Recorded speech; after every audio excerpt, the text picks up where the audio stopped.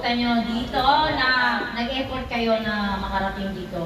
Alam ko na traffic at si Ajet Kiro galing pa silang Batangas si si Migs. Si Migs lagi ka Migs ba? Yes.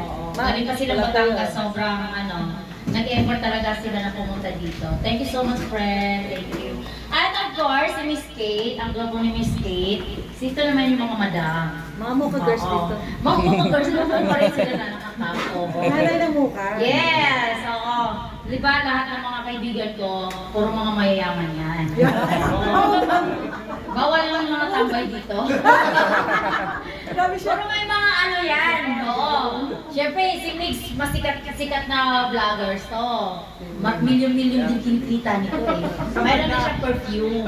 Ganon. Ano siya? May Lemosan. Lema? Lemosan. Lemosan. Lemosan. O, di ba? Lemosan. Ito naman ilang years na to, Mix? 10? Ay, ang dami Nauna pa nakikita yung nito. Senado. Nauna pa sa Senado yan. Hindi, ang official mas matagal. Pero ikaw ang dami naman. na kinita ni Mix. Mga OFW eh. Mga titas niloloko niyan eh.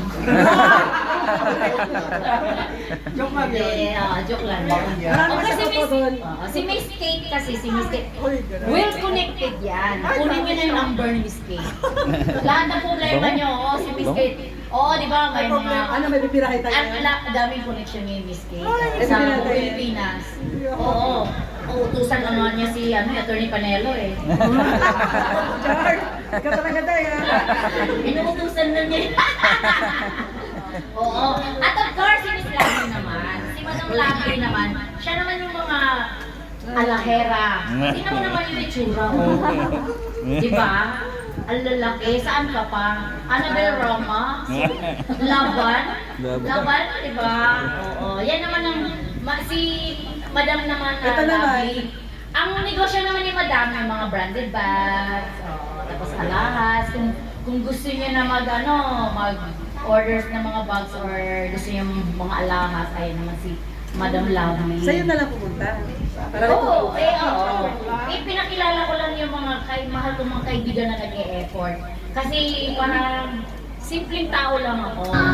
Ngunit bakit